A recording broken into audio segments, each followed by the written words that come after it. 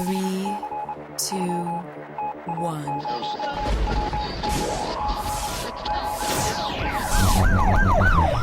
We'd like to welcome you to another edition of Grok Talk, brought to you by New Hampshire's leading conservative blog site, GraniteGrok.com. We are your feared extremist, right-wing, hard-charging, gun-toting, opinionated, outspoken, rabble-rousing, letter-writing, radio microphone-stomping conservatives and rational libertarians. So get ready for more news and opinion you could only get from GraniteGrok.com.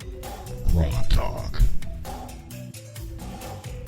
Due to a minor technical difficulty, we will now join Grok Talk, already in progress. Are hardcore people. Well, So, almost. very hardcore people, because that's one of their top issues. And if you go against them the way that they did and poo-pooing them, and again, the NHGOP adding insult to injury by not, it's still not updated, folks. The platform's still the same as it was in 2012. Just to protect those two, well, guess what? We won that 0.5 to 1.5% that we needed to knock off these two establishment Republicans. Will they learn? Steve, I think you said it best. No. No. So just a couple of things. I actually don't think that either Brown or Hammerstein intended to run. I do think they were positively recruited. They both used the same excuse that they got fed up of yelling and throwing things at the TV, and their wives told them they better do something about it. Both excuses are transparently wrong. Brown had business associations that were harmful to him, and if he was planning to run, he wouldn't have had them. Havenstein had things that could be thrown at him, the homestead exemption, a couple of things that didn't go quite smoothly at BAE and SAIC that we think he may even have been the guy that cleaned up. But it went badly for him because he was the guy that left, and he wasn't ready for the onslaught. So the thing is that the NHGOP did nobody any favors. They didn't do the candidates any favors, and they didn't do the party any favors. Because in their attempt to pull in their idea of a moderate, malleable candidate, they brought in people that weren't quite planning to run, that weren't prepared for the onslaught, and that got wiped out. And to boot, Havenstein, who could have backpedaled from his slur and said, I was just wisecracking, I didn't know what it means, sorry guys, instead doubled down. Meanwhile, Brown, having apparently not learned the lesson from his Warren defeat in Massachusetts when he ran pro-choice ads, doubled down and didn't just run a pro-choice ad when Shaheen tackled him on being against women. He ran an ad that said, and I support funding Planned Parenthood, subtitle, with your stolen money. That, I think, was the coup de grace. That was the time when I tore down a Brown sign I'd allowed to be planted on my yard. It seems like, from my position, these guys didn't know how to actually talk to our base. And we have a platform problem, which Skip has ranted about time and time again. We need to talk about what it really means to be Republicans in this state and how we can advance an agenda without actually throwing knives at each other. But sometimes we like to do that. You know what? Can we draw an outline of Papa Smurf and play knife throwing contests? You know what? Dude, I'll put it up at the gun range. We'll go shoot it. But the really interesting thing is, I think we should change fundamentally the way we adopt our platform. Because we all go out and talk about what it means to be together with us 80%. Well, let's go and make any platform issue we want to have require 80%. And then it will be clear that we all are in agreement on certain things. Because there's a range in the gun community. There's a range in the pro-life community. There are ranges of issues. Mm-hmm. And if we can go find the part where we can all agree 80%, we can stop knifing each other. And we can go out and say, there's a place for people who are rational libertarians. That's where I sit. There's a place for people who are Tea Party people. I won't call them teabaggers just because I don't want to be. But you don't want to do that. No, I understand. But there are certain people who do, and they don't mean it in an offensive way. But that is... There's one particularly dumb Brown supporter who keeps trying to fall out with us, who insists that she called herself a teabagger before it became known to be a slur. And therefore, it's perfectly okay for Hammerstein to use it. I'm not interested in her own personal choices. Those are hers, not mine. No, exactly. But do you understand what I'm saying? That we really need to, get together. Let me put that in perspective. What if I want to call myself a slut? Does that mean I can call her one? No. See? Okay. But you heard me say this the other day. Let's go out and talk about what it really means to be the core of the party so that we can use that as a measure for how good or how bad someone is as a Republican in Concord and on our ballot.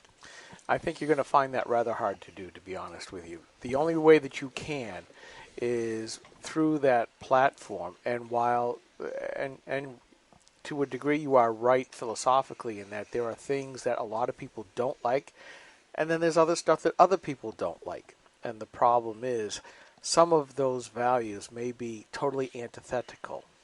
But I think we're drifting a little bit into the weeds here. I'm sorry. But we kind that's of fine because this does affect elections, even though we want to talk right, about the results. because there are Republicans that only want to talk fiscal issues, and there are other people who want to talk social issues, and they think that that's important, and that's where the heads collide. But given all that, this whole segment was supposed to be post-election analysis. What do you think happened, George? So I wrote a document after the 2012 election saying this is what I think we need to change and do to solve the problem. I said a core issue in the Republican Party was the Republicans in Florida going out and manipulating the delegates and the platform and ruling from the top. And it's a great document. I shared it with conservative Republicans 2 years ago and said we need a better plan. I posted a link to it in the AFP-NH forum the other day.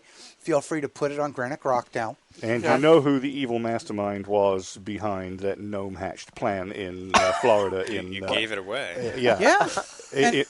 I was there. The Libertarians were absolutely spitting mad. And they should have been. But so I wrote this document explaining that if we didn't improve, this was what was going to happen. And because I wrote it 2 years ago, and it's still here, and we actually see that New Hampshire did the same thing, and this is why we lost. We need to smarten up. We need to go out and decide between, once we actually have a ticket, do we want to win or do we want to lose? And you know what? I respect the people who said we need to win at the bottom and lose at the top to send them a message. Yay! Skip, I argued with you. I didn't like it 2 weeks before the election when we were talking about it. But you were right. I don't think it'll make a difference because the selection process for who is in charge of the Republican Party is in play right now. That's in the House. It's going to be who's going to be the Speaker. It's going to be who's the President of the Senate, which is already decided. It's going to be who's in charge of our party. It's going to be who's the Executive Board. And right now, the election is over, but the leadership of the party is in play. And we need to smarten up and say, are we going to win in 2 years or not? And that decision is now. Well, the problem is that a lot of what, as far as the NHGOP apparatchik are concerned, that cake is mostly baked in already because the delegates have already been elected. And there was a lot of game playing going on behind the scenes because for years and years, and I keep using me as the example because I think it typifies what's going on. I ran unopposed. I was the only person on the ballot running to be an HGOP delegate. This year, 5 names appeared, and I could tell who got put up by whom. And it wasn't Liberty and Freedom folks. It was not. And I still got the most number of votes, but the next stage is for those delegates to be voting on who are going to be the actual committee members. That has already been gamed. So I'm not sure that at this point that process should have been done before the March elections. And now it's too late. As Steve Helwig said to me 4 years ago, when the Liberty and Freedom folks were really working on trying to take over the party, and I was trying to get Jack Kimball. I recruited Jack Kimball to run for chairman. You may not know that. There were a number of us working. I know, but I was in his office. I was at his meeting out in Portsmouth the night before he decided, asking him and explaining to him why and what our side would do to go help him, and other people were as well. I was there for a lot of those meetings. And he called me up the next morning. He says, "I'm going to tell you first. I'm going to do it. I don't think I should, but I'm going to do it." And I was like, that was really cool. And what I saw from the other side is that my favorite comment was someone said, "This is the worst run coup I've ever been involved in." But we pulled it off, and we didn't have the organization, we didn't have the structure, but we knew we had the votes. But we didn't do enough with it. Now it's time for us to be better organized. We need to plan. The Democrats are great, and we have the Liberty and Freedom folks, that's which I'm a part of. I certainly hang out with the rational libertarian free stater side very well, and they have they do a lot of grassroots activism that helps us. And I can't have a civilized conversation with Karen because she doesn't appreciate that we can agree to disagree and still be on the same team. Yeah, there is a great divide, and I think Granite Rock is in the middle, where I think we can talk to both sides. I know, except for the establishment folks, which, let's face it, folks, they pretty much hate us. They do hate us, and some of the Brown supporters hate us and say they're not going to read us anymore, but they still read us, so they can tell us they're not going to read us anymore. That's right. It's a bit like it's a bit like Democrats listening to Rush Limbaugh. Yeah, they've become establishment trackers. They want to see what we're saying because hi guys, because they know that we can make a difference. Those races, all that money they spent on those Senate primaries, all of that crap, we had a hand in it. A lot of people did. A lot of people did. But we made a lot of noise, and we stood up and said, they suck. They got to go. And everybody else, too. It's not just us, but they come and look at us because we're pretty well known. People see us around, and we make some noise and stuff. And we're not saying anything anybody else isn't saying. In fact, half the time I'm saying what somebody else is saying on Granite Rock because they said it. I'm just moving it over and going, hey, so-and-so said this. I agree with them, And that's the message. We're a portal for that. And they need to understand time and time, not just in the primary, not just now. We are not taking our foot off the accelerator. No. And, when I say Kelly Ayotte is wrong on her message, when you say, the Cantor example, tying all that together, okay, that's the message. You guys lost. The establishment lost. There's a reason why you lost, and I said it. I said, if you had listened to the Bill O'Brien agenda, your top-level candidates would have won just like your bottom-level candidates. But you went the other way and said, we're going to win without you, and you didn't. And you're not gonna. And by the way, I have it on good authority that Havenstein received advice from Bill O'Brien and took none of it. I can also tell you that part of Havenstein's problem is protective minion syndrome. Yeah, well, we knew that because he was we tried to get him on the show. You can't get near him. We couldn't get him on the show early on. Then the teabagger thing blew up. I have tried twice since then, since he won his primary, to say, look, I'll sit down and talk to you. You need to talk to the grassroots. You need to sell yourself. I'll take it unfiltered. We take everything unfiltered. He said yes, right? But he couldn't get past his minions. He said yes, but Despicable Me wasn't enough. The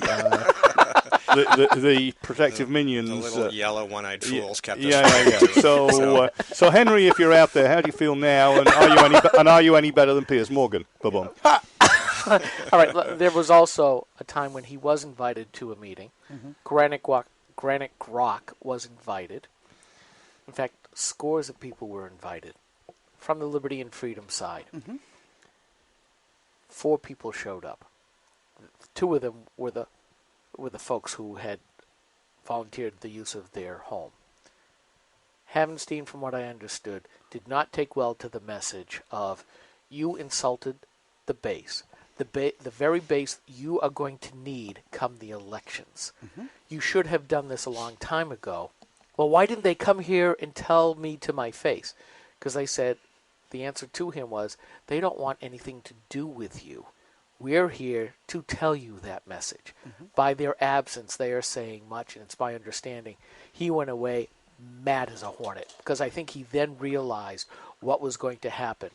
And it did. End of story.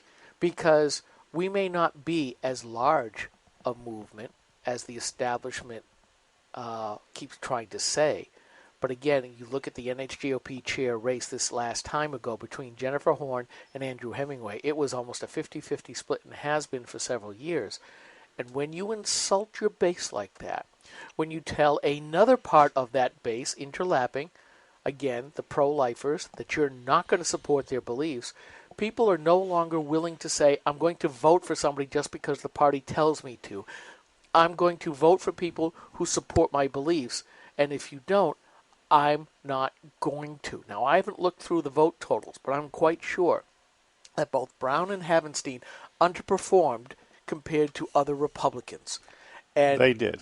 And then, basically, look at the absence of the votes, and you can tell what segment of people said, I value my vote more than giving it to you. But I'll vote for, like you said, the bottom up. What we've been saying for a month, vote bottom up. And I think that's the mantra we need to do. It's not so much we are supposed to lockstep in with what's been given to us. The message here is the NHGOP had better give us better candidates that fit us here in New Hampshire. And I would argue that we had better candidates, but they insisted on running theirs. Well, yeah. But let's. There's a couple other stories here. Now, you talked about the pro-life folks being absolutely vehemently pro-life, and I said sort of. And my sort of was this. And I think one of the stories that's going to come out of this election is going to be the collapse of Cornerstone. And the reason, and I think the reason we're going to have the collapse of Cornerstone is Christianity and whores don't go that well together. And these folks. Oh, no. Should have had the camera on George's face. Was awesome. These folks. I must have missed something. Don't worry, we'll be reporting it shortly. These folks sold their souls to the party for access. They did. That's basically it. Totally. And the event they're organizing for later in the month, we believe. We have people crunching numbers like mad on all these races versus who they right. supported. Which I think is all about access. We're going to roll that boulder on Indy and see if you can outrun it. So why did I say that? In the primary, Cornerstone subtly advised their membership that they didn't trust Andrew Hemingway because of his pro-life, because of his libertarian views, in spite of the fact that Andrew has professed very sincerely and frequently that he is pro-life. Yeah. But they thought they could negotiate with Havenstein, who has professed frequently that he is pro-choice, and they thought that was a better deal. Well, no, he tried to straddle it, saying, well, I'm pro-life personally, but I'm pro-choice otherwise, politically. That's true. And they thought they could do better business with that than they could with Andrew Hemingway, who was libertarian but most definitely pro-life. And I think that was a bad deal. And I think they also tried to convene meetings to get people to buy into Brown after Brown had shot himself in the foot, or as I say, aborted his campaign by saying, I'll fund Planned Parenthood. Yeah. We have about a minute and a half. You have plans. I do. Which we talked about in the pre-show, but just in case people didn't hear that, real quick. Anybody who thinks that I'm going away because I lost a Senate race is sadly mistaken. I got an email from William Tucker, who runs Miscellany Blue. You guys would be very, very aware. And I love the email he sent me. He said in the last week before the primary, the number one driver of traffic to his website from Google Analytics was George Lambert, NH, by an enormous margin. And if you read what he writes about me, he's very fair on the other side. I love his blog. I think he's one of the most neutral reporting people in the state, because he will actually say good things about us as well as bad things within his, but I'm there a lot. Well, guess what? I'm going to be in Concord a lot. We're going to drive forward some traffic in terms of awareness of issues in Concord, and we're going to make some change. And I have a couple of really cool announcements. And we're going to go out and get rid of corruption in state departments. And I'm going after FRM and the people and departments that went out and didn't do their job because of nepotism and friendliness in Concord. And it's going to be ugly. Well, that's a good thing to do. Ugly. And we definitely need to apply pressure to the state Senate. Once Kathy Rago's recount is over, win or lose, we need to go in there and try to find a couple people to work as a little caucus to really apply some pressure. We need to squeeze some people. You want to know who those people are? Tell me real quick. Come to my house for Thanksgiving. I have to come to my house for Thanksgiving. Okay, but I have those people coming to my house for Thanksgiving. Oh, good. Check the cars in my driveway, and you'll find out that the plan is in process. Excellent. All right, we're into a 30-second lead into the break. The break's going to be 2 minutes long. Our next guest is here, Greg Moore from AFP New Hampshire. We're going to have a chat with him about post-election fun stuff. George, thank you so much for coming in and spending some time with us, and thanks for coming in early because you got to talk more. Thanks for having me. All right, great. Thanks a lot. It was fun. It's Grok Talk. We'll be right back. And by the way,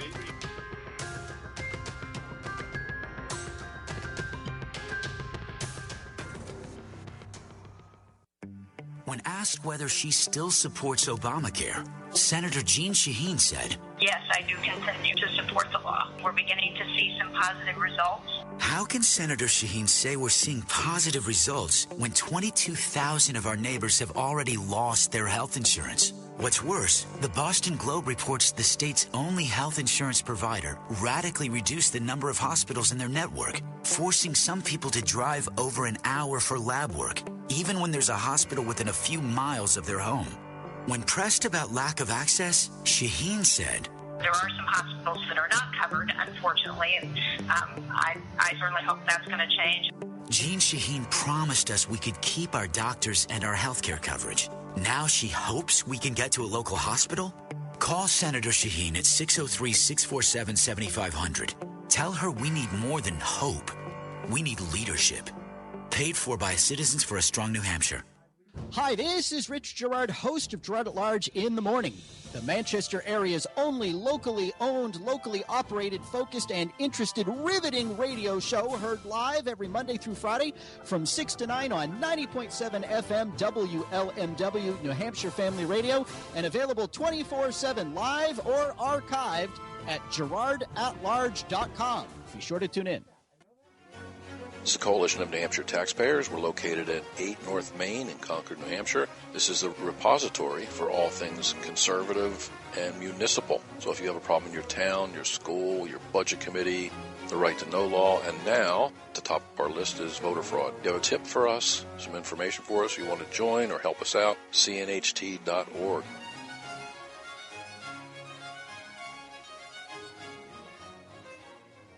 Hi, this is Rich Gerard, host of Gerard at Large in the Morning. You're listening to Grok Talk. 3, 2, 1.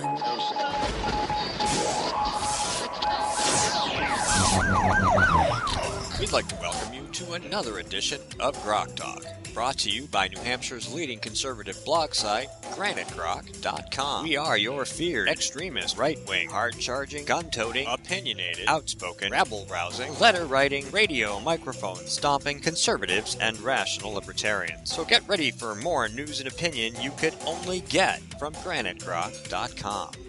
Grok Talk. All right, it's the GT post-election roundup. Thanks for coming in, George Lambert. He spent about 45 minutes with us.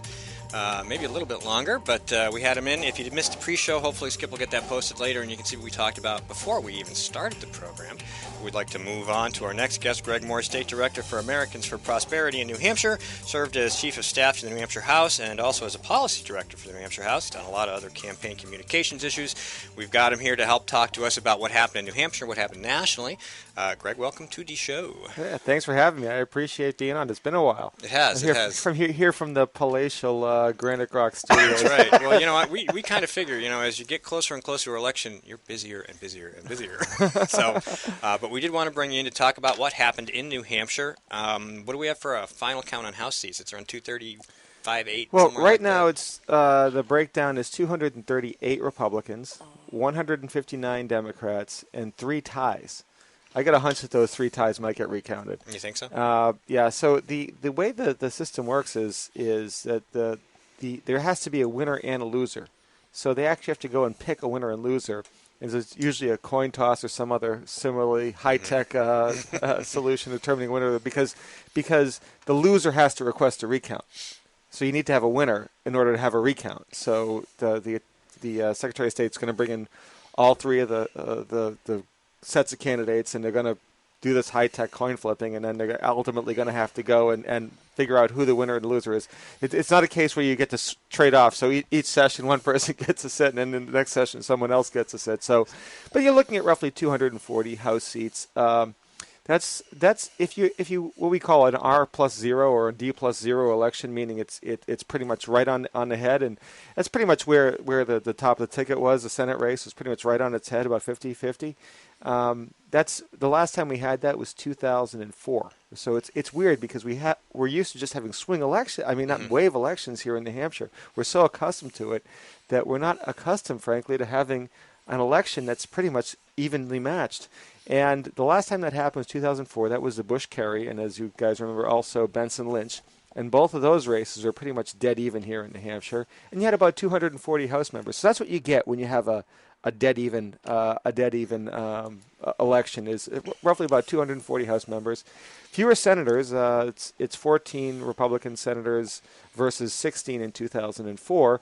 But but that's part of that has to do with the new map. The map was changed in 2000 and for the 2012 election through redistricting to basically take away a lot of the variability in the Senate. So there's a lot more, the actual number of seats in play in the state Senate are smaller than they were in the last decade. So you're not going to see, like we saw, 19 Republicans elected in 2010. It's unlikely you're going to see that in New Hampshire with this current Senate map. You know what I'd rather propose instead of that high-tech coin flip? What's that? That would be a la the reality show Survivor. Make fire, break string. That'll show skills. Well, I got to tell you, there are some interesting matchups out in the ties. Former Representative Ken Sheffert had a tie with current Representative Rennie Cushing. He probably his major claim to fame is his opposition to the death penalty. And right near Concord in Canterbury and Loudon, there was a fellow by the name of Michael Moffat, and he was running against a fellow by the name of Schomburger, and there's a tie there. And then out in Cheshire County in Swansea, there's another tie. So really, there's it's going to be interesting. Like I said, about 240 House members, 14 senators, and three executive councilors. But from I think the big picture, taking it to the higher level, what happened nationally is obviously there was a massive repudiation of the agenda of President Obama. The president obviously has run a very aggressive effort, in many cases working around the legislative process, in many cases doing things that are focused on his base, and doing it in a way, because you're going around the legislative process, you're alienating the conservative base and really sort of getting them fired up and energized. And so what we saw is a net pickup of, at the minimum, 7 Republican seats in the U.S. Senate, probably minimum of 8, because it looks like Alaska is going to be won by the fellow Sullivan. And then, of course, is one runoff election in Louisiana. They have a very different system down there. They also use Napoleonic Code for law as opposed to English common law. So they're a little bit of a different breed out there. But they don't actually have a primary. They actually have that election the same day. And if no one gets 50%, the top 2 advance to a runoff, and that's what's going to happen on December 6th. So we're going to see. By the way, do you know if Maine's has endorsed Cassidy, the 2 Republicans? I don't. I'm not sure exactly where that situation stands down in Louisiana. I know that the Democratic Party nationally appears to be less cutting and running, less enthusiastic. They're already starting to reduce their ad buys, and it's looking like they're looking at it as sort of a very red state, and in a lower turnout, they figure that the Republicans are probably more likely than not. If it had been the battle for the 51st seat, there's no question this would have been the Super Bowl of American politics, and everyone's just coming into Louisiana. I mean, it's kind of ironic because the Super Bowl is often played in Louisiana, but that's what happened nationally. Here in New Hampshire is a very different situation. The Republican wave that smashed across the rocks nationally didn't happen in New Hampshire, and that had to do with the fact that the left, and I tend not to use the words Republicans and Democrats. That's so last century. It's really the left and the right, because you have a lot of these groups that are involved that may or may not be partisan or organized or orientated, but generally speaking, they tend to support conservative candidates or liberal candidates, and it really is the right and the left. And the left put a presidential level ground game here in New Hampshire, and we saw that. I think the best place you can see that is looking at the U.S. House races, and I say that because 3 out of the 4 individuals involved were here in 2010. So it's a good analog there to review the change between 2010 and 2014. In 2010, Congressman-elect Frank Inta got 121,000 votes, a little more than that. This year he got 125,000 votes, and he actually won by a much wider margin in 2010. That's because Carol Shea Porter went from 95,000 votes up to 116,000, a net pickup of over 21,000 votes. And in the 2nd congressional district, Representative Mary Linda Garcia, with the number of votes she got this year, she would have beat Ann Custer in 2010. The difference is that Ann Custer went from 105,000 up to 130,000 votes. So she picked up 25,000 additional votes. Combine the two, that's 47,000 That's a additional lot. votes Yeah. across the state of New Hampshire. Actually, How many of those belong here is the question. Well, I mean, we haven't seen same-day registration, but the Republican candidates actually increased by 3,000 votes the number of people who voted for them, which tells me that the conservative base didn't stay home. The conservative base wasn't unenthusiastic. People weren't any less angry. It's just that there was a fantastic get-out-the-vote operation on the right at 47,000. You put those 47,000 people in there, and if they absent those folks, and we have an environment more like 2010, you're talking about Senator-elect Scott Brown, Governor-elect Walt Havenstein, and two Republican representatives, I guess Congressman and Congresswoman. So I know Congress critters. Congress critters. Yeah, exactly. But fundamentally, you have to tip your hat to the left. They put an enormous ground game in it, and it wasn't just the New Hampshire Democratic Party. And they indicated they have something on the order of 120 staffers. Yeah, but Greg, it was.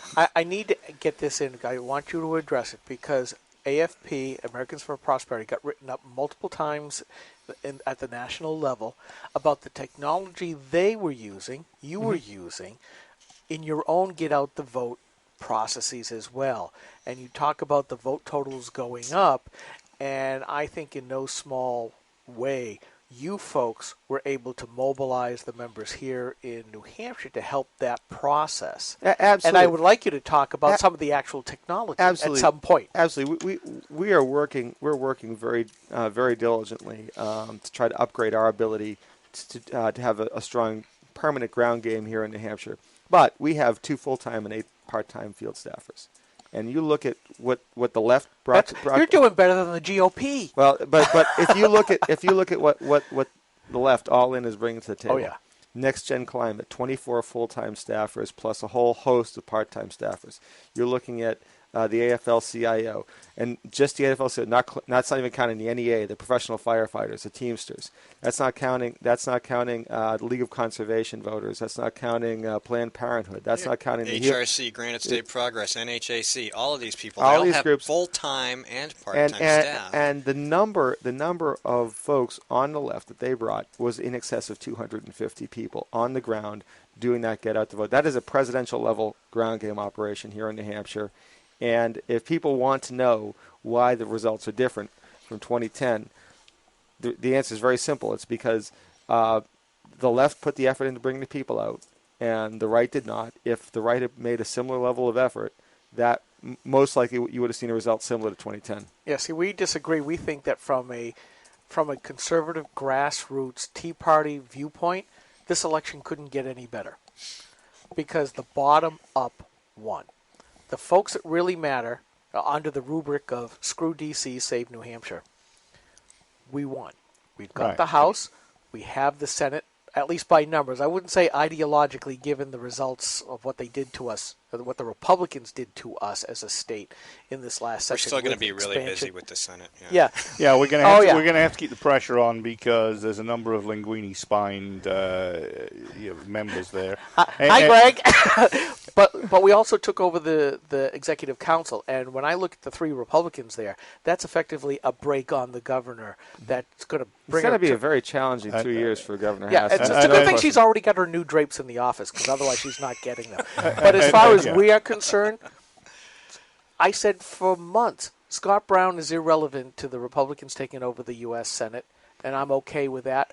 And given what Havenstein said to his base and insulted them, I'm okay with that too. And that's the official Grok persuasion. Because if the Republicans stick to their principles, and again, the New Hampshire Senate Republicans are a big if, but we could take care of the conservative stuff here in New Hampshire, and that's all we care about. Well, I think that when you look at it from a perspective of folks trying to advance free market policies in New Hampshire, it's a disappointment in that, unlike 2010, there isn't the ability to pass a lot of good laws, whether it's by either having a more free market aligned governor or by having free market aligned House and Senate that have veto-proof majorities, as we saw in 2011 and 2012. We don't have that right now. You're correct. So right now, basically, what you're looking at more or less is a holding pattern for 2 years, and the question is what, if anything, is going to happen. The leverage, though, there is a lot of leverage for the Republican leaders in the House and the Senate. And the reason why I say that is because you have a governor who is, I think most people acknowledge, has an eye towards a U.S. Senate seat in 2016. And so she needs wins. She needs to have a list of items that she can point to as accomplishments. And so fundamentally, she needs to get something done. She needs to put some skins on the wall in order to demonstrate her competence. No. I'm going to disagree. But skins on the wall for Democrats, are they rubber skins? But well, be that as it may, she's in a position where she needs to have wins, and 2 years of just being at loggerheads and getting nothing done is not the way to transition into a U.S. Senate campaign. If you're a governor, it's okay if you're a legislator running for office, but when you're a governor, you're going to be viewed on whether or not you've gotten anything done. And so I think that's going to make it incumbent upon her to try to find common ground with the legislative leaders, and it also shows why it's so critical to have legislative leaders who are committed to strong free market policies and ideas. But Steve had it right. The electorate turned out here in New Hampshire and said, we're voting for the Bill O'Brien budget. Because that's all the Democrats ran against was, you don't want another Bill O'Brien. They were mad when I said that. I loved that. And the people said, oh, yes, we do, because he held the line. And right now, Maggie Hassan is proposing a $2 billion biennial increase, and we need somebody that'll hold the line. Yeah. But the other thing is, all the Democrats are saying, we want to reach across the aisle. We want to be bipartisan. We want to work with the Republicans. That's what we're going to hold her to this entire time. So putting skins up, well, that's not bipartisan. That's not working with the Republicans. That's not reaching across the aisle. By putting skins up, she's going to have to work closely with House and Senate leadership. There's no alternative but to work with. If she wants to have any victories, be they moderate skins, whatever, it doesn't matter what they are. She does. She needs to have a few things to point to. Right. That says, look, I wasn't the obstructionist. Right. I wasn't, and she really doesn't have a choice. You're absolutely right. I mean, and that is something I thought about with the Senate, the U.S. Senate as well. I said to Jean Shaheen, I called her, what did I say? I had a name for it. Because she's, 99 Obama, blah-de-blah-de-blah. And I wrote it yesterday. Here we go. Jean Shaheen, the aisle crossing machine, take two. And, I made a joke about it to the hokey pokey. I said, you put your left hand in, you chop their right hand off, you grab their bloody stump, and you drag their ass across. That's what they mean by bipartisan. That's what they mean by reaching across the aisle. We have to do something similar by just saying, no, screw you. Right. If you want to join us, we're going this way. If Governor Hassan vetoes a budget and we're operating on continuing resolutions and some of the issues aren't addressed, if she's not willing to come to the table and work with the legislature on some alternative to the Medicaid expansion, because I think it's unlikely you're going to see this legislature support. And remember, the current Medicaid expansion expires; it goes away. So there's going to be an alternative to sort of look at some free market policies to find ways to lower insurance costs to make health care more affordable for people. And she's either got to come to that, or there's a loggerhead and Medicaid expansion just goes away entirely. Rubbish. And I'll tell you why. Hold on. I think we're on the same page. You first. That's absolute rubbish, because it's not going to happen. Because it was the New Hampshire State Republicans that wrote the legislation, passed the legislation, make sure that they voted for it. And they all used Nancy Stiles as the scapegoat to say, we are just trying to make it less worse. I had several senators on the Republican side tell me that. So they tried to use her as their leverage. Well, you know something? If that was really, really true, then why did the New Hampshire Senate Republican Majority PAC give her gobs of money in the primary to support or against a real conservative candidate? And then why did the New Hampshire GOP give her scads more in the general election? I'm sorry that they've just become the incumbency club here, and they are not going to veto the continuance of Medicaid expansion. Not happening. It's a very different dynamic, Skip. I would say, like I said, a lot of it comes down to leadership in the House and the Senate, and where they're willing to go. I would say if you look at the New Hampshire State Senate, it has become considerably more conservative. You look at. Please, who's still the leadership? You're adding folks like Gary Daniels. You're adding folks like Regina Birdsell, Kevin Avard. The Republican caucus in the New Hampshire Senate just got a lot more conservative, and obviously it depends on who the New Hampshire House selects as a leader. And who they choose to bring as a leader. But I can't see, for example, someone like a Bill O'Brien saying, hey, let's continue this Medicaid expansion. That's a great idea. And you have to actually pass something in order to extend it. That's the key thing. Something has to be passed because doing nothing means the whole program goes away. So let me just put a worst case scenario on the line. We get to the end of 2016. You did tell him to wait for you, so he has to go. Yeah, okay. Yeah. You get to the end of 2016, and the Republicans say, hell no. And the Democrats are using it as the scare tactic to get Democrats in the State House to pass the reenactment. I will tell you this. These elections are all nationalized, and particularly presidential election is going to be nationalized. I know it's sort of it goes against the grain of most of the folks who go up in the legislature who think that their constituents are hanging on the drip of every single vote that they cast.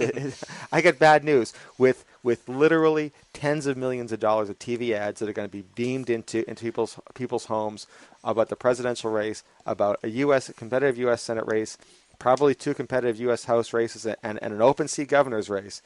The level of interest in an individual vote in the House Representatives of the Senate is going to be tiny. And moreover, if we know what the top of the ticket is going to look like in terms of the election, I can pretty much tell you exactly what the makeup of the New Hampshire House and the Senate is. I wish that these folks, could actually go and the individuals who are their constituents would follow along with everything they do. But the truth of the matter is, particularly with the breakdown of local newspapers, particularly with the breakdown of people getting their sources at the local level, where now people are watching national news, they're watching Fox News, they're watching CNN, they're watching MSNBC, depending on what your particular persuasion is. But you're probably watching something that's what's going on in Washington, and that's how people vote. It's unfortunate because there was a time and place. Particularly us, we grew up reading the newspaper, and we followed what was happening up in the State House. But if you're watching Fox News, how much coverage is there of the New Hampshire State House and Fox News? Unfortunately, there's almost none. And most of the people are voting based upon what they're seeing in the news, and the news people are following, whether it's on the internet or whether it's on national cable, does not get involved in local news anymore. People have to come to places like Granite Rock to find out what's going on in local news. But the folks who come to Granite Rock and get their news at Granite Rock, generally speaking, those are people who are not what I'd call those swing voters. They're not the people in the middle who actually decide elections. I hate to say it. No, I hate to say it. And that's true, but here's the deal. For those of us who are watching it all the time, one of the memes I've tried to put out is consistency breeds trust, yields votes. And you know something? I don't trust the Senate Republicans because you kind of went off on a tangent and started to talk about the New Hampshire House and who the leadership would be. And you're right. I don't trust Gene Chandler at all to hew to the Republican line as far as something like this because they're too scared of losing their butts in their seats. And that's the bottom line. That's what politicians do. But the state Senate leadership hasn't changed.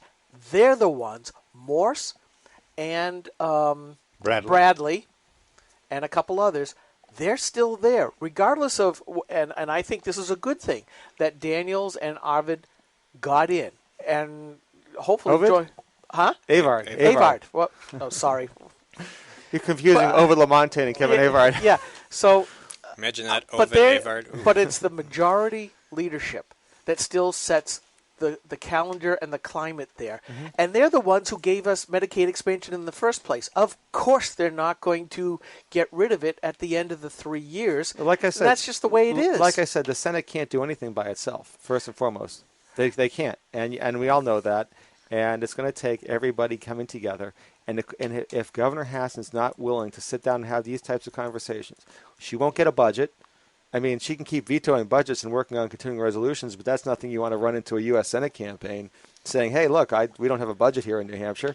I think Kelly Ayotte's folks would pretty much make that an issue if she was running against somebody who couldn't even get a budget passed.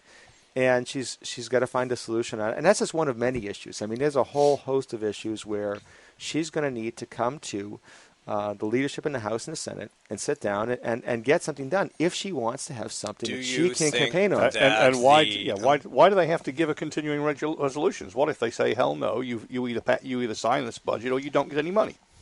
Well, I mean, they don't have the stones to do it. I think that the public can rightly look at their leaders if the government is shut down and say there has been a failure of leadership. And that's not a partisan thing. That's saying it is a failure of leadership if you can't do your job and get a budget passed. Yeah, but I think there's a growing contingent all over of people who are voluntarily joining the Leave Us the Hell Alone coalition, and that they look at the nonsense that goes on, and with government being more and more intrusive, when the federal government shut down, I was fine with that. We got 50 other governments that can take up the slack. It's because they didn't really shut down. But anyway. Yeah, no, they didn't. I did want to ask you. If we get the right leadership in the House, you're talking about the Stiles coalition over there in the Senate, but they moved to a solution that they thought was beneficial to them, be it political or otherwise. And then they kicked the can down the road. If you have the right leadership in the House, if they have the ability to block the Senate, right, they do, the Senate then has to come to them to compromise on a solution, which means that House leadership is as important, if ever it was, right now. We need to make sure that we have people running the House, Republican side of the House, that are going to do that, that are going to say, look, this isn't going to work. We can't afford this. The government's going to renege eventually on this money, and we're going to have to come up with it one way or another. We need to make a decision about how to get these people off this program or what to do about that moving down the road. So if they are able to leverage that against the same Senate that was like, okay, that might work. And it's important also to realize that House members, New Hampshire House members, by their very nature, are a lot less influenced by things like lobbyists. The average House race runs on what, $500? Maybe that. Some of them are less. Some of them are more. They don't. Some of them don't spend any money. Some spend no money. Some spend more. Some spend less. But the bottom line is, they're not dependent upon a check from a lobbyist to worry about getting themselves reelected, and or a special interest group saying if I alienate that group, I'm not going to have the money to run my campaign, and that's very different from the House. You really can't. The influence of lobbyists in the House is much less than it is in the Senate. And I think that when you look at an issue like this one, you see a lot of special interests who are looking forward to continuing something, just make sure it keeps in place. The House is less interested in how those special interests ally themselves, arrange themselves, what kind of pressure they can put. They're more focused on I'm a big believer that the House are less influenced by that and more focused on what they consider to be good policy, because they're interested in getting elected. Sure, a lot of them, just like anybody who's in office, probably wants a chance to be reelected, but their goal is frequently less driven by who am I going to offend who could potentially write a check for me. All right, we're almost to the end of the segment. How do people reach you? AFP New Hampshire, et cetera, et cetera. AFP New Hampshire, we're located in Manchester on Granite Street, and it's Granite, see? Yep. See what we did there? Yeah. Well, I noticed when you open the office. but the way to contact us is best way is via our website, americansforprosperity.org/new-Hampshire. That's the best way to reach out to us. You can always go to our website. You can either email us or call us at any time. info@AFP-NH@AFPHQ.org. also gets to us. And we look forward to talking to anybody who wants to be interested in free markets, entrepreneurship, and economic freedom. And hopefully we can get you back to talk about the digital side that we never really got to. Thank you so much, Greg, for coming in. Yeah, we didn't talk tech. And we're going to let's see do if we that can next get time. Bill O'Brien on the phone in a couple minutes, and we will continue our post-election coverage. This is Grok Talk.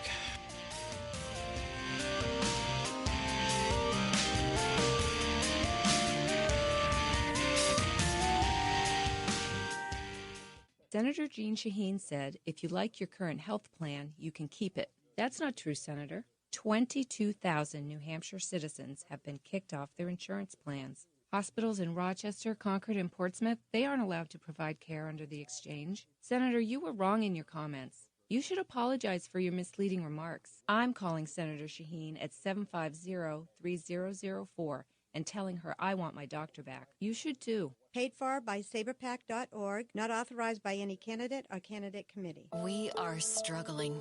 Rising healthcare costs are part of the problem. Senator Jeanne Shaheen helped create this mess we're in.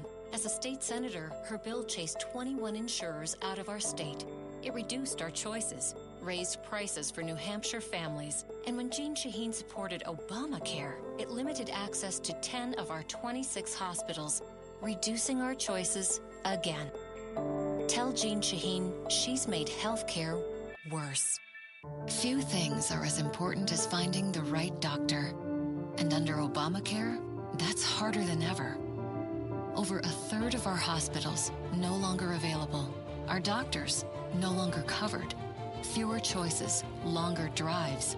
No state has been harder hit than us. And even after watching it impact New Hampshire, Congresswoman Ann Custer still supports it. Call Ann Custer. Tell her Obamacare isn't working for New Hampshire. This is the Coalition of New Hampshire Taxpayers. We're located at 8 North Main in Concord, New Hampshire. This is the repository for all things conservative and municipal. So if you have a problem in your town, your school, your budget committee, the right to know law, and now at the top of our list is voter fraud. You have a tip for us, some information for us, you want to join or help us out, cnht.org.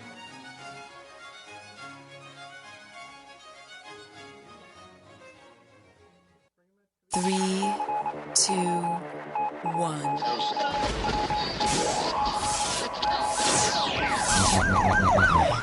We'd like to welcome you to another edition of Grok Talk, brought to you by New Hampshire's leading conservative blog site, GraniteGrok.com. We are your feared extremist, right-wing, hard-charging, gun-toting, opinionated, outspoken, rabble-rousing, letter-writing, radio microphone stomping conservatives and rational libertarians. So get ready for more news and opinion you could only get from GraniteGrok.com.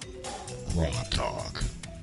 All right, welcome back to the show. Bill O'Brien appears to be double booked, so we kept Greg here to fill in for us because we did want to talk about the technical side, and we want to, keep the conversation going. We'll get into that post-election or the pre-election technology stuff. We'll talk about the election some more, and keep this going. Yeah. I had a little more on Mary Landrieu. So, I mean, there's a lot of fun, right? Aside from her trying to pull the racist KKK card on her own voters, which surely didn't go over well, there were a couple of well-publicized disasters. The night of the election, when it looked like things were going bad, Marcus Mulitsas said Mary Landrieu should concede now and save everybody a lot of money. When you've lost the cause, you're in deep doo-doo. Next, the DSCC pulled advertising when you're already millions of dollars in hock. Borrowing another $10 million to support a potential loser doesn't seem like a great idea, especially when you've already lost the Senate. They throw too much money at too many marginal races, and they're screwed. And finally, in the closing days of the election, even maybe just after, Landrieu's folks put up a tweet which basically said, "Where was Bill Cassidy during Katrina?" Yes. And they even made signs for their people to wave. Turns out, he tweeted back, as quick as a flash, "I was putting together a surge hospital for the victims." In an abandoned Kmart building. Yeah. Nothing beats being slapped down by somebody who was actually working for the people. Yeah, where was Landrieu? In D.C. in her house? I mean, in her luxury house, or was she in her mummy's basement in Louisiana? I think that you're going to the net is going to be about 9. I think you're going to see 54 54 Republican senators. Then, of course, there's the possibility that's been discussed that Senator Angus King from Maine, who is an independent, might now start attempting to caucus with the Republicans. He turned it down. He had a presser and said no. Well, that's the beginning of the negotiation, Skip. I want to interject here just for a second because sometimes you just can't make this stuff up. World's largest solar plant in the United States applying for federal grant to pay off federal loan. After already receiving a controversial $1.6 billion construction loan from U.S. taxpayers. Right? Turbocharged? It's sucking off its own exhaust? Well, yeah, and it's eating up all the birds. Right. You know, not eating them up, but searing them as they fly over. McNuggets, yes. Yeah, the wealthy investors of a California solar power plant now want a $539 million federal grant to pay off their federal loan. This is an attempt by a very large cash-generating company that has billions on their balance sheets to get a federal bailout.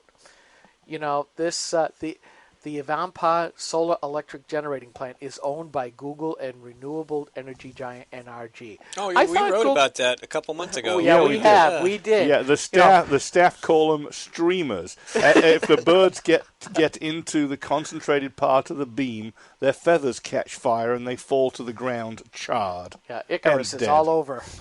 That's green energy. Yeah. Well, you know, I think it speaks to the unending reservoir of federal handouts that have been put in place for green pork, and it's just remarkable the fact that at some point no one is holding the decision makers accountable. I mean, has anyone gotten fired over Solyndra? Has anyone gotten fired over First Solar? Has anybody gotten fired over anything? They really just kind of move the pieces around on the board. It's remarkable about this in that it's okay to continue to fail constantly. And in the private sector, if you failed spectacularly like this, you'd probably be fired and never have a chance to work in that industry again. I do not like that, Uncle Sam. I do not like green pork and ham. That's what it is. I mean, it really is green pork, and it's a demonstration of the really misguided priorities of this administration, in that they are hell bent for leather to try to convince people to buy something that's above market costs and can't be sustained and can't get financing through traditional loans because no bank would loan the money. And so they just continue to have to do handout after bailout after handout, and it's just a colossal waste of taxpayer money. And at a time when we're starting to see petroleum and other natural gas prices come down across the country, to sit here and say let's continue to give such above market cost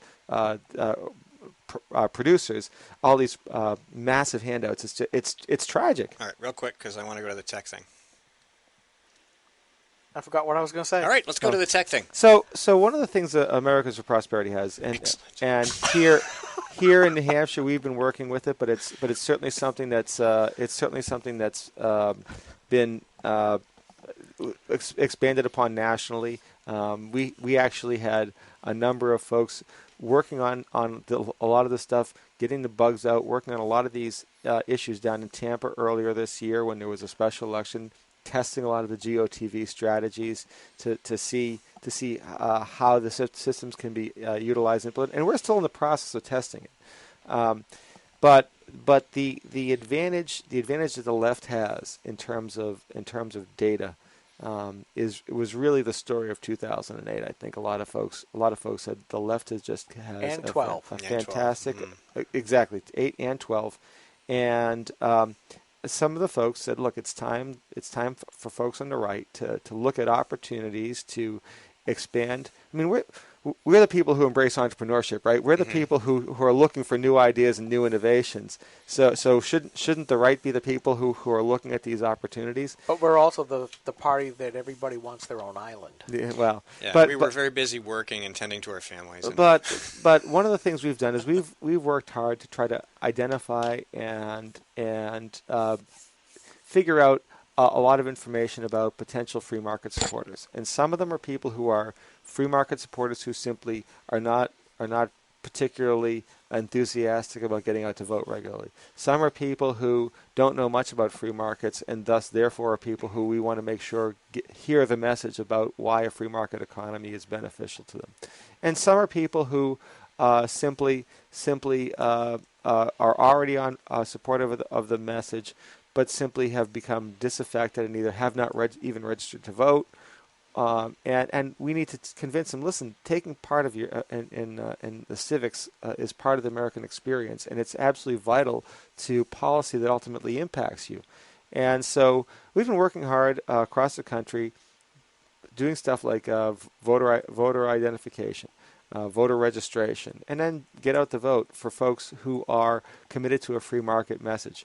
And that involves a lot of folks going out. And we go out, we don't go out with a paper walkbook. We go out with an iPad, and that updates in real time. It updates in real time. It allows you to do some fantastic breakdowns of data so you can see trends, which way the trends are going, if the trends are moving.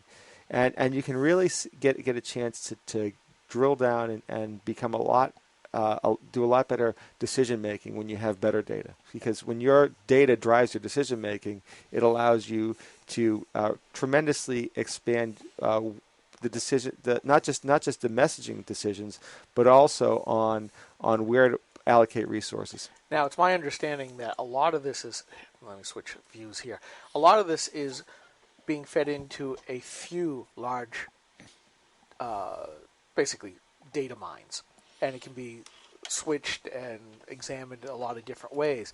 But it's my understanding that the Republicans have made it such that different organizations can pump in their different data as they're going along, and it's updated, can almost be updated daily for later analysis.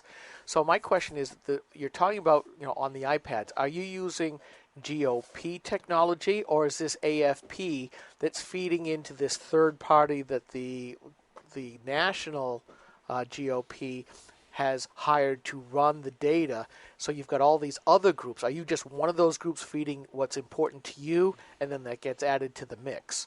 Well, actually, first of all, it's important to point out that we are a nonprofit, and we do not work with political committees like the GOP. So right, and our network has a data partner, and we work with our data partner. So right. We have a data partner who's actively involved, but that data partner is not one that's affiliated with the RNC or anything like that. They have their own data partner that they're pursuing, and I think that fundamentally it all depends on what's important to you, what data are important to you, and from our perspective, we're focused on free market issues. So where someone stands on abortion probably isn't something that's particularly relevant to us. Where someone stands on gay marriage. There are other groups for whom that those data are tremendously important for their issues and the issues that they focus on. So we have a smaller subset of issues that we're focused on than the Republican Party or the conservative movement generally, and we focus on working with our data vendor to try to build that analysis. So all of this technology is AFP or AFP-associated entities that have created what you guys use out in the field? Correct. Okay. And the reason why I put that is just like with Catalyst, which was the big name for the Democrat machine.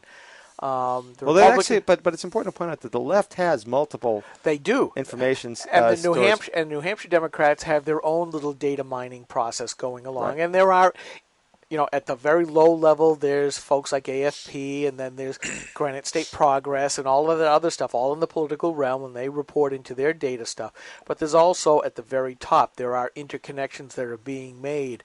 And I know that from reading some of the examples of what the GOP is sort of alluding to, sort of like what the Democrats alluded to in some of their reporting on tech, that actually put the fear of God in me when I went, they're only telling us 5 to 10%. Oh my gosh, we are so screwed, and we were in 2012 in the presidential. But the idea is that those databases have become much more flexible because it used to be a big deal to regen the schema, as it's called. When you add in more data points, it used to be a huge deal to then renormalize everything and get that data normalized so that everybody could use it again.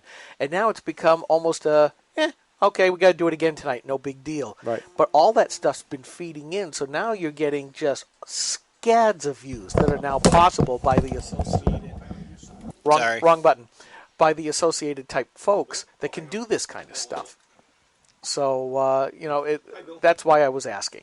No, I will tell you that I really don't. I'm not familiar with the Republicans database, Should we call so I can't speak to it.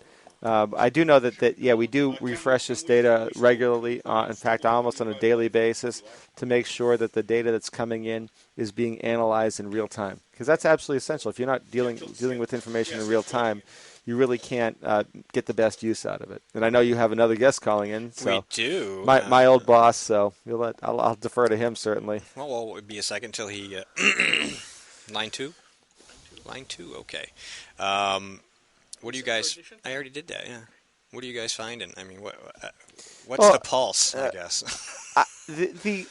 First of all, I think it's important to understand that it's about trying to identify and motivate folks. And I think that ultimately we think that we can do that with enough people on the ground.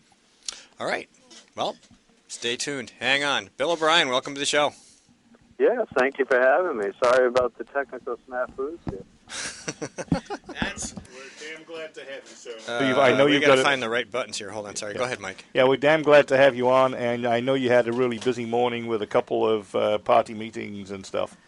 Yeah, no, it has been a busy morning, but I appreciate you having me on. I really do, guys. All right, well, we're having a post-election discussion, and we'd like your thoughts. Well, I'm certainly pleased that we are back in the majority entirely in the New Hampshire legislature. I think as we see in Congress, it puts a responsibility on us to both achieve part of what we talk to the voters about, but more importantly, perhaps demonstrating generally to the people of New Hampshire the benefits of Republican governance. We've had once again a session that has involved a lot of new taxes, a lot of attempts at overspending, the adoption of the biggest welfare program ever adopted in New Hampshire, this Obamacare Medicaid expansion. And so we have our work cut out for us, and we also need to demonstrate, as I was saying to the people in New Hampshire, that there is not only in theory a better way, but in practice a better way to run a government that is sustainable in the long run. Are you excited that the Democrats ran their entire House agenda against you specifically and lost? One way of looking at this, seeing that they did go into every state representative district except one, saying that they had a choice to vote for reps who wanted the Bill O'Brien Koch brother agenda. The only one they didn't go into is mine, and there they said it was just the Koch brother agenda. We could say, well, I guess 60% of the voters in New Hampshire just want that. It puts us on the verge of finding out what that darn Koch brothers agenda is. Well, we've got that right here in the studio because Greg Moore is with us. Well, there you go. So we have perhaps one of the ambassadors there. So I just talked to this guy. And he was giving us the spiel on basically they're seeking people who believe in free markets. What's wrong with that? So then I guess that mail was accurate. It would have been more accurate and more informative if they had said the Bill O'Brien free market agenda. But perhaps that wouldn't have the negative campaigning effect that they were looking for. Hey, look, we laugh about this, but I think one of the things that's happened is that this negative campaigning is beginning to wash over the voters, and in part it irritates them, and in part it's understood by them to just be meaningless. So, they look at, certainly on the national level, and I think they look in New Hampshire as well, at who will be more effective in bringing back a vibrant economy in New Hampshire and allowing businesses to grow and stopping putting impediments in their way. And I think that they've chosen wisely the Republican Party to do that. Bill, I think it is a real critical time because here in New Hampshire, because a lot of us are saying, screw D.C., save New Hampshire. And I think that a lot of us are tired of seeing the federal intrusion. I mean, the greatest a version of that was a couple cycles ago when the Executive Council voted not to fund Planned Parenthood of New England, and then Jeanne Shaheen swooped in with federal dollars to override a rightful decision by elected New Hampshire officials. And that's really the point I'm trying to get to say, you did wrong and we have to fix you. And I'm curious, do you see the same thing acting at your level, at the House level, and perhaps maybe at the state Senate level, with all the money that the federal government can push, and now with the intimidation factor? Can New Hampshire fight against that? What do you see coming out of this election? Will that continue? Will it get worse because of a petulant Obama and his administration? And what do we do to protect ourselves? Well, I think we have to fight against that. I think we have no choice but to fight against that. And I think there's a developing understanding that all these federal dollars that are dangled in front of us not only come with onerous attachments, but in the end produce unsustainably large state government. Now, that's one of the reasons, in addition to others, that when I was Speaker before, we were so adamant in opposing Obamacare and Medicaid expansion, is because in the end, the federal dollars that were dangled in front of us will be withdrawn. But there's a bigger issue there, too, and that issue is an invasion of the sovereignty of states. The founders had in mind a balance of power that just didn't exist within a specific government, whether it's the federal level or state government. You know, we are often taught as students, as young kids, that there was this balance between the judiciary and the executive and legislative. But they also had in mind an equally important balance between a federal government of enumerated, limited powers, and state sovereign governments that exercised their functions in an independent way. And since really the last 50 to 75 years or more, there's been this use of the federal taxing authority and all the money it brings in to break down that line, and it's very dangerous. I don't want to get too hyperbolic, but the fact is that central governments over time, if there's no check on their power, tend to become somewhat oppressive. And if we abandon that limitation that the founders wanted by being addicted to federal dollars every time they show up at our doorstep, then we're going to find in the end, and we're finding now, I would suggest to you, a central government that's much more activist and oppressive than what we want. Let me just give one example. There's a scandal with the IRS where Jeanne Shaheen and others have decided that we'll take the taxing agency of the federal government and use it to oppress political activity. That would be people like us. That would be people like us. Indeed so. And I'd submit this has been a problem for 100 years since the 17th Amendment and the creation of the Fed and the IRS. The federal government figured out a way to coerce the states with the people's money and thereby oppress the people through the agency of the states. Yeah, I mean, that laid the groundwork for it. That was, as a result of the progressive movement. Where I think it really began to take life, Mike, was during the New Deal when the Supreme Court was finding unconstitutional agency after agency, bill after bill that the Roosevelt administration was passing that really went beyond its enumerated powers. And there's a famous example. I think it might have been Felix Frankfurt, if I'm not mistaken, went to the Roosevelt administration and said, "You guys," when he was a professor at Harvard, and said, "You guys ought to understand how you do this. All you have to do is offer the states money to do what you want them to do, and you'll find that they do it. And there will be no constitutional problems with doing that." That was really kind of a seminal decision to do that. We've seen it take place since then, in the last 75 years, and the results are what we have now. Right. I mean, the constitutional, rather unconstitutional approach was Wickard versus Filburn, where they created law out of whole cloth long before emanations from penumbras. Right. And so, what we have now is a federal government that's out of control, a federal government that would go so far as to instruct individuals to engage in commerce, such as occurring with Obamacare. And, at whatever level of government we're at, whether it's at a local level, if we're on a school board, or we're on a board of aldermen, or if it's at the state level, we have to push back on that. And we have to talk to people about why these federal dollars are not free at all. So, Bill, what do you think are going to be priorities in the House other than Medicaid expansion? Well, I think we have to look at our election laws. Now, we understand that on the other side of the aisle, there's going to be people who do like election laws, it seems, that are looser than many of the people of New Hampshire would expect.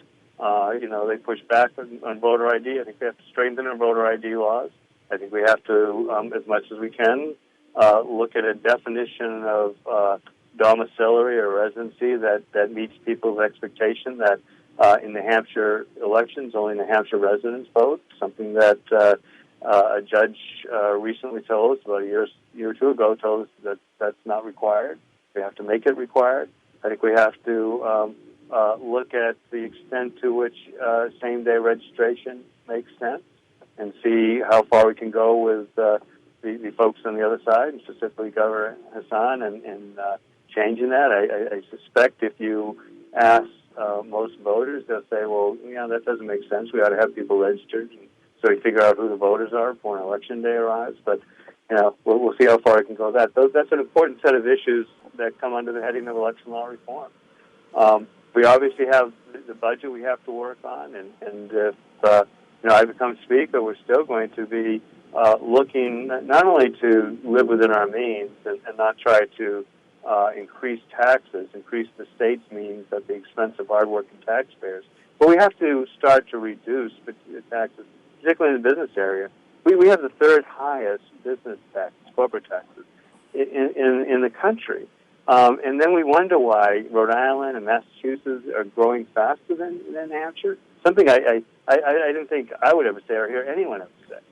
But that's happening. So we have to have the courage and ask Governor Hassan and the Democrats to join us and have that courage to look carefully at where we're spending money and reduce the spending where we can so we can reduce those taxes and invite business and get that business back here. So budget's a big issue, and those are some of the overarching themes that I think we're going to pursue. The public employee pension plan remains a huge problem in New Hampshire.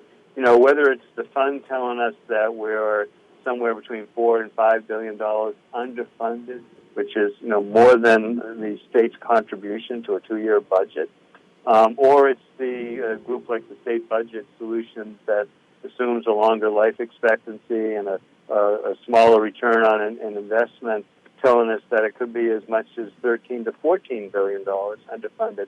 It's a huge problem. And it's certainly a problem that is one for the taxpayers, but it's also a problem for those who are going to be relying for their retirements on the fund being solvent. I hope if I become Speaker that we have reception from Governor Hassan to solutions. We would seek her solutions as long as she recognizes the problem, and we'll try to offer ours and start to solve that problem. Those are some of the huge issues that are going to come up. Obviously the Obamacare Medicaid expansion authorization bill is going to come up for renewal naturally by the end of 2000. It has to be done by 2016, maybe earlier if there isn't a waiver received from the Center for Medicare and Medicaid Services. That's unsustainable. That has to go away. Now we have to transition our way out of it, but it's got to go away. And it's going to be an issue that, again, we're going to be looking for ideas of cooperation from the other side, or they can just be recalcitrant, and we will work on however many members from the other side as well as Republicans to find solutions. All right, Bill, we've come to the end of our segment. I wanted to thank you so much for taking some time to talk to us today. Well, thank you for listening to me. It's going to be an exciting 2 years. I want to get up there if I can at some point and sit down with you guys and talk. All right, we'll set something up. We'll schedule you in. Okay, very good. Thanks for calling All me. right, thanks for, bye-bye. All right, Speaker O'Brien. Could be Speaker O'Brien again. You never know. True. And that wouldn't be a bad thing. No, it wouldn't. No, we'd be okay with that. Absolutely. I'm waiting to see if my music starts. Oh, there it is. I shortened it up, so we only have 30 seconds of music before we go to our 2-minute break. More talk. Bye. More talk. Bye. This is Grok Talk. Thank you, Greg, so much for sticking around and filling in and giving us all that great information. And hopefully we can have you back in a couple weeks or a couple months to talk about what's going on after we get a speaker. All right, this is Grok Talk. We will be right back with Michael Boldin. New Hampshire is famous for scenic drives, but they're tough to enjoy when you're on your way to the doctor. Because Obamacare limits your choices, some will have to drive more than an hour to see a doctor. What's health insurance worth if care isn't there when you need it? Jean Shaheen voted for Obamacare, putting your doctors and hospitals further out of reach. Tell Senator Shaheen Obamacare is not working for New Hampshire. Jean Shaheen and her allies are making false claims about her record on veterans. The truth? Shaheen refused to meet with veterans pushing for reform. She wasn't on the committee that wrote the reform legislation and refused to co-sponsor important VA reforms in the VA Management Accountability Act until after the VA scandal broke. When our veterans needed her, Jean Shaheen was AWOL. Tell Jean Shaheen to stop distorting the truth and fix the VA. Hi, this is Rich Gerard, host of Gerard at Large in the Morning, the Manchester area's only locally owned, locally operated, focused, and interested, riveting radio show, heard live every Monday through Friday from 6 to 9 on 90.7 FM WLMW, New Hampshire Family Radio, and available 24/7 live or archived at GerardAtLarge.com. Be sure to tune in. This is a coalition of New Hampshire taxpayers. We're located at 8 North Main in Concord, New Hampshire. This is a repository for all things conservative and municipal. So if you have a problem in your town, your school, your budget committee, the right to know law, and now the top of our list is voter fraud. You have a tip for us, some information for us, you want to join or help us out, cnht.org.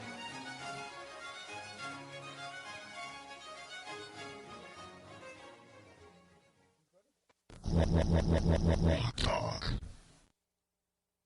3, 2, 1.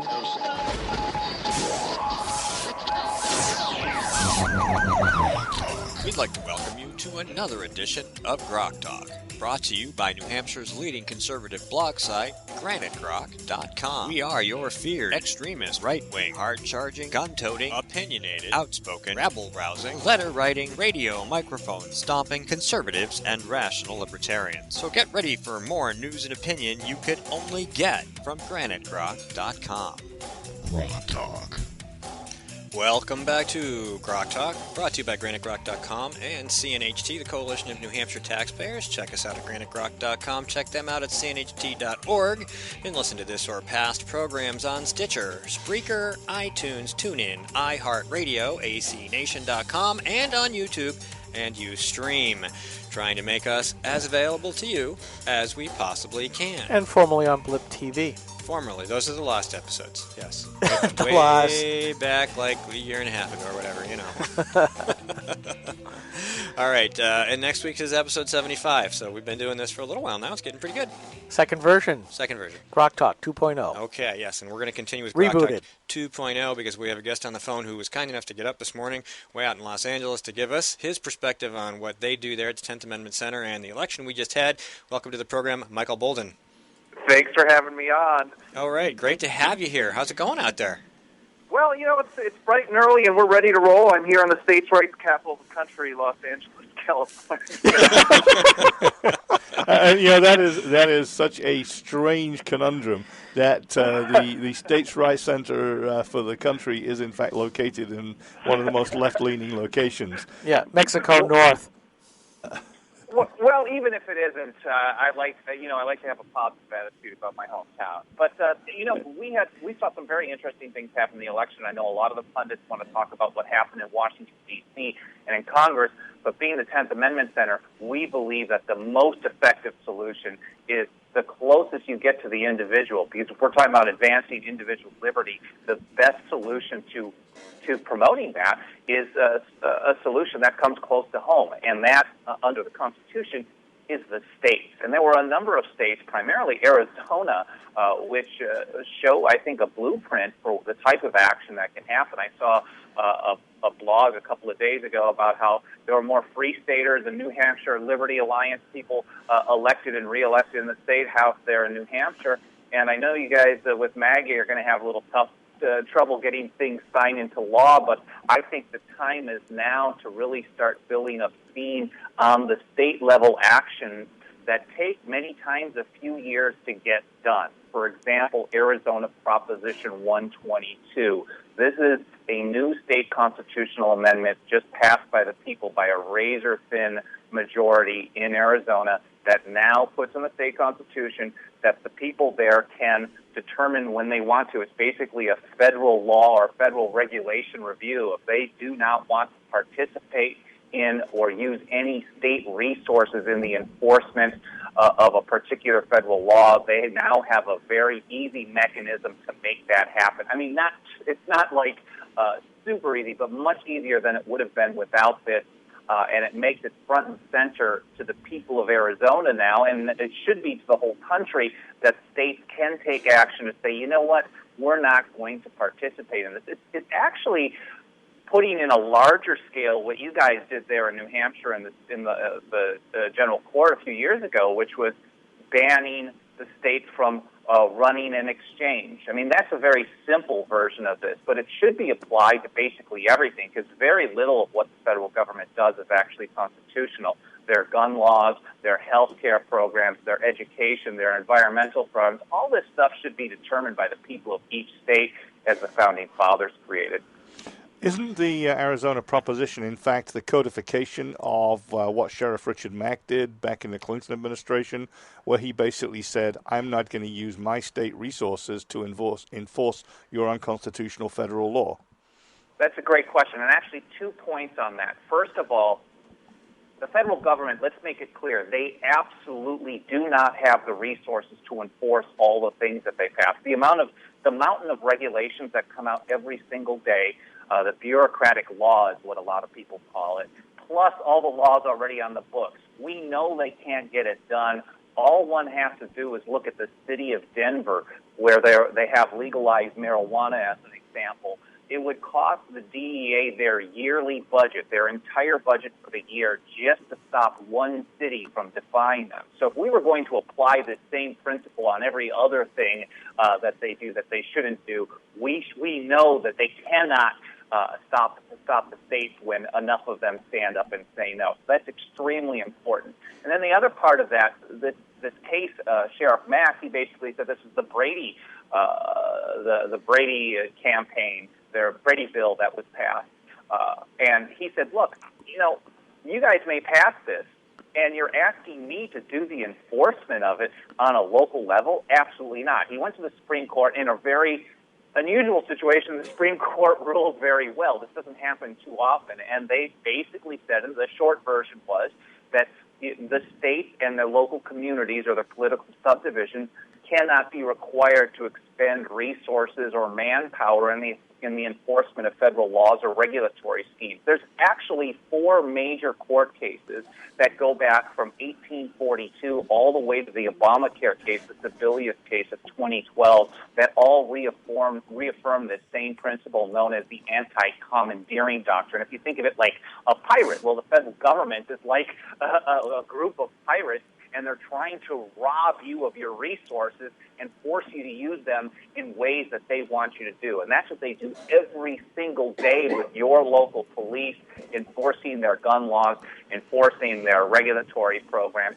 Even something as simple as in New Mexico a couple of years ago, it was the U.S. Forest Service. They were trying to stop people from using or clearing out a certain area of a forest for whatever reason it was locally. But the people there really needed it done.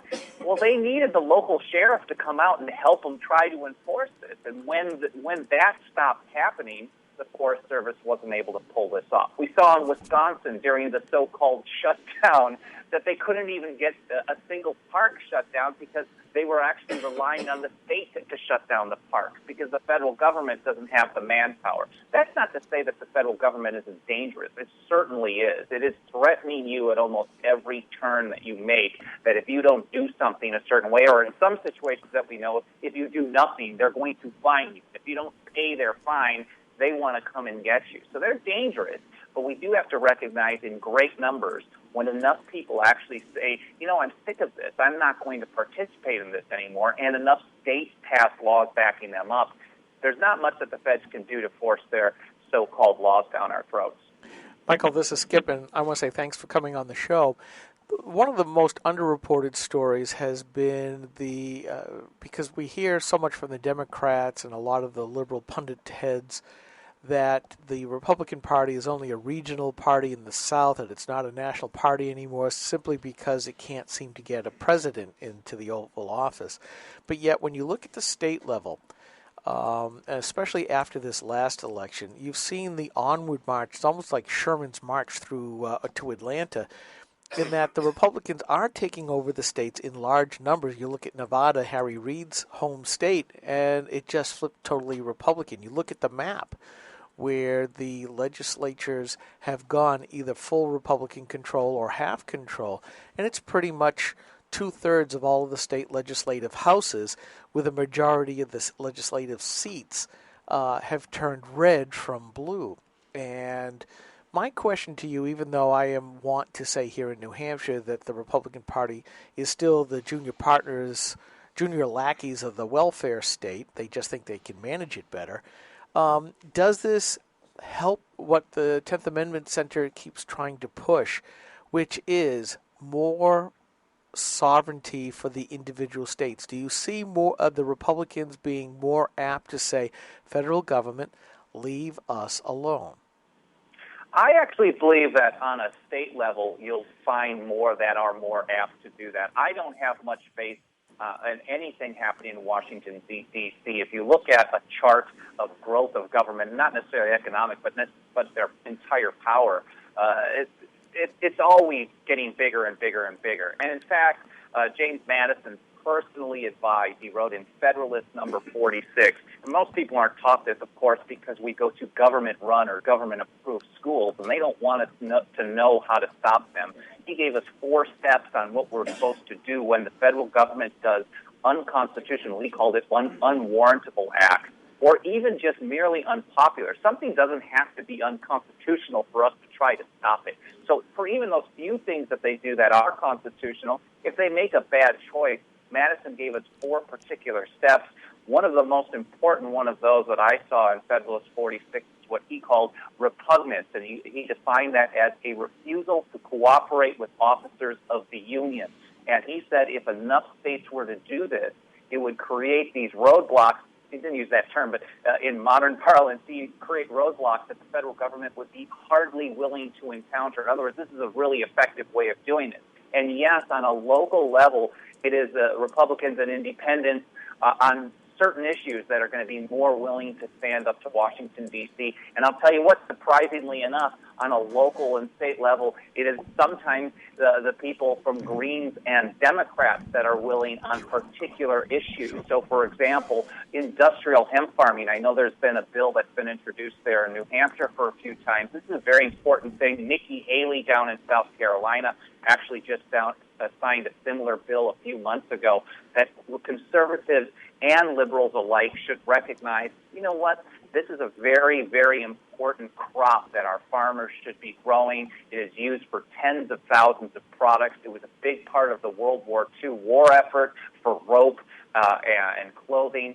Why does the federal government not permit us to do this? Well, this is something where you can build alliance with the left, and it doesn't happen very often, but you can do that on a state level, and then you can have a strong coalition to reject federal power, and then use that to as a launch pad into doing things on other issues, like on the right to keep and bear arms. I don't think any state should ever put a single penny or a single individual into helping the federal government enforce any federal law or regulation on the right to keep and bear arms. It is totally unconstitutional, every single one of them. We already saw Idaho just this last year pass a bill saying that anything new, they basically drew a line in the sand and said, it may be bad enough now, but if you try to pass anything new, well, we're not going to participate in that. Now, if we see 5-10 states do that, they could pass all the new laws that they want on the right to keep and bear arms, trying to limit it, but they're just not going to be able to get them enforced. And I think the time is now. You talk about all these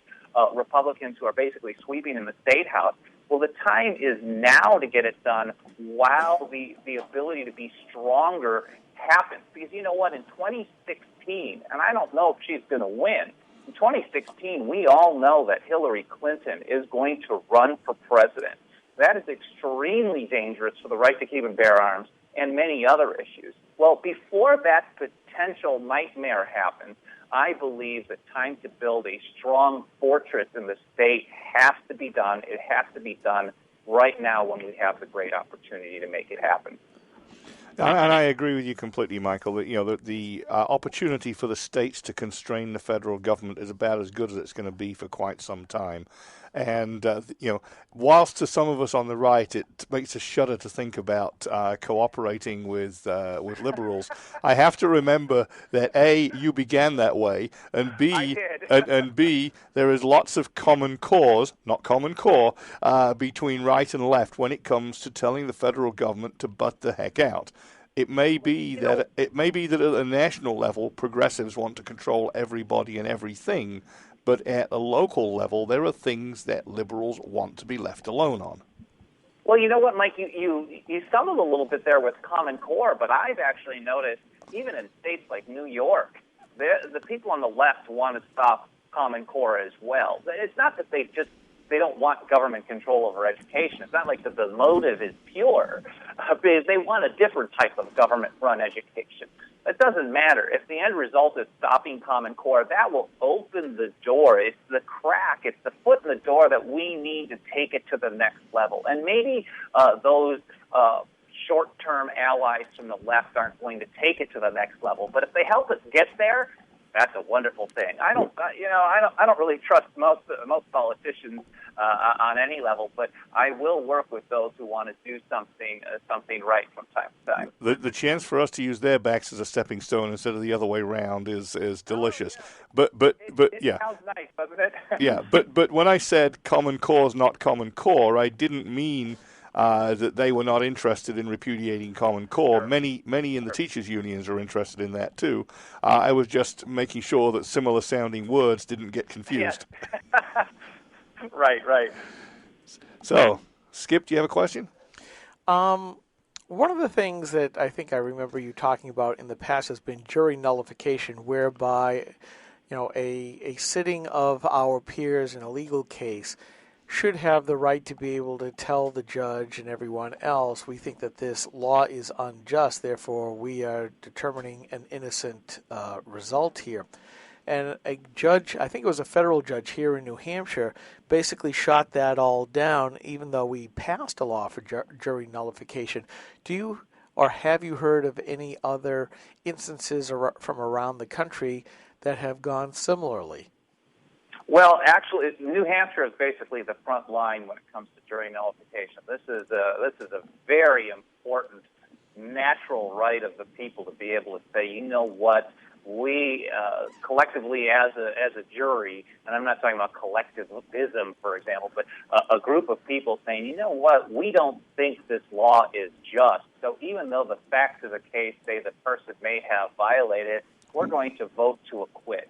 And this is basically the last line of defense against an overreaching government, whether it's state, local, or federal, where it's the people. It's the choice of the people to say, you know what, we're not going to participate in this. And, it was used very powerfully back in the 1850s against federal slavery laws.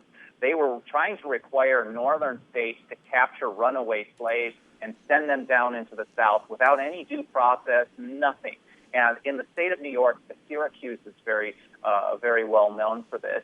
There was basically a trial of some 50, 60 people, and only one person was actually convicted because juries were saying, you know what, we don't care. You you shouldn't be doing this. You don't have any authority to do this, and they couldn't convict anybody. And this is a very powerful roadblock to the federal government or to any government. Unfortunately, though, you talk about the court case, and yes, the courts I don't think can be trusted. Any court that can say that you can be taxed for doing nothing with how that whole Affordable Care Act thing, I mean, the courts just cannot be trusted. Once in a while they get it right, but if we're putting our faith, our liberty into the hands of 9 unelected, unaccountable, politically connected lawyers, we are in a lot of trouble, because that's not the system the Founding Fathers. It's supposed to be equal parts, and that's the 3 branches of the federal government plus all of the states, all standing up, and sometimes there's conflict. Sometimes the courts say something and the states do something different, or the Congress does something different, or vice versa. And that's how it's supposed to be. And the more conflict between these branches and these areas of government, the greater the chance our liberty has to grow. Okay, I got another question that may be a little bit off topic here, but it does talk about the proper role of government at the various levels, legislation in the Supreme Court, and liberty and freedom, where we are now seeing King versus Burrell coming to the fore. And this is the case where the Obamacare law says that only those states that have their own exchanges can the IRS issue the subsidies, that if a state is using a federal generated site like here in New Hampshire, those subsidies should not and cannot be provided by the IRS. The IRS decided in and of its own to make a ruling that, oh, yes, we can. Now, that's a problem for 36 of the states where taxpayers now have to, for our listeners who may be unfamiliar with this, the IRS is paying the subsidies for all of that stuff. That's the only way this thing becomes affordable. Not affordable for taxpayers, but affordable for those who receive the subsidies. This may, and the language is very plain, very clear in the actual writing of the law, as opposed to Chief Justice Roberts ruling that Obamacare was constitutional because it was a tax.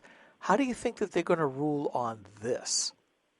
Well, my gut tells me they're going to find some way to sneak out of it, but it's possible that they'll take the right position. First of all, let's be clear. If they rule the right way and say that they can only do these subsidies in states where there are federally run exchanges, you mentioned there's 36 states that have opted to say, you know what, we're not going to do this. Well, that means Obamacare is pretty much done. But even if they rule the other way, even if they screw it up, which wouldn't be too surprising to me, the states that are saying we aren't going to participate in this exchange, they are still crippling the federal government. If 14 more states did it, it would still be nearly impossible. The federal government does not have the resources. I mean, we saw how hard it was for them just to get one of these websites set up. They are totally incompetent. They're totally undermanned. They don't know what they're doing. This is an industry that they shouldn't be involved in, and to have them try to run it is one of the best ways to get it to screw up. So those states, I know New Hampshire, Mike told me the other day that New Hampshire was second. I thought New Hampshire was first to say no to the exchange. But this is a very powerful weapon. And again, it reaffirms that if you don't start on a state level, this court case wouldn't exist if it wasn't for the state saying we're going to opt out and creating this conflict with the federal government. So in those situations where sometimes the court can do the right thing, it would be nice to see that happen. The only reason this would happen is because the state has said we're not going to participate in this part of the Affordable Care Act. This was affirmed under the Sebelius case in 2012, the famous Obamacare decision, where states did not have to participate in, for example, the expansion of Medicaid. They couldn't be forced to do that. So every state, no matter what the turnout of that case is, should stop running exchanges, should look again at the situation of the Medicaid expansion, or is it Medicare? I can't even think that. Medicaid. Yes, Medicaid expansion. And pass legislation saying we're not going to do this anymore if we are already. These are very powerful tools to make very difficult situation for the Affordable Care Act to exist, because they need this participation to run smoothly. Yeah, you're absolutely right, Michael. And the idea of burying the federal government under its own laws is quite sweet. The danger, of course, is that they either A, just keep printing the money to make this stuff sort of work, or B, that they use this as the excuse to try and go single payer, which is going to be even worse. But the other side of the coin in the states, the one is, well, we're not going to run the exchange, so you can't have subsidies in our state. The other side of the coin is that without the state running an exchange, the federal government, according to the original law, is not allowed to exact penalties from individuals or corporations in the state. And that's part of the reason behind at least one of these lawsuits.